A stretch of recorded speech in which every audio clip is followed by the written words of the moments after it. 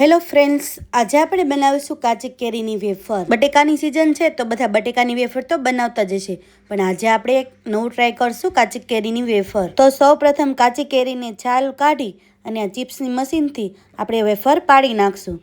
પછી આ રીતની ચૂંદડીનું પતલું કપડું હોય તેમાં આપણે તડકો આવતો હોય ત્યાં બધી વેફરને સૂકવી દઈશું.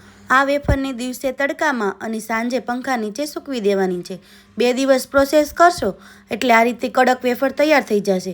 પછી આપણે મિક્સર બાઉલમાં ક્રશ કરી નાખશું તો એકદમ આ રીતનો ઝીણો આમચૂર પાવડર તૈયાર થઈ જશે. મેં આ પ્રોસેસથી 10 કિલો કેરીમાંથી ડબ્બો ભરીને આમચૂર પાવડર તૈયાર કર્યો છે. આ આમચૂર પાવડરમાંથી આપણે તપેલી ભરીને ચટણી તૈયાર કરશું. તપેલીમાં પાણી લઈ 2 ચમચી આમચૂર પાવડર, ગળ, મીઠું, ચટણી, જીરું નાખી અને સરસ રીતે મિક્સ કરવાનું. પછી તેને ગેસ પર 10 મિનિટ ઉકાળી અને થોડીક વાર માટે ઢાંકી દેવાનું. પછી તેમાં બ્લેન્ડર ફેરવી અને પછી તેમાં આપણે ધાણા અને લસણને કટરમાં કાઢી અને નાખવાનું છે.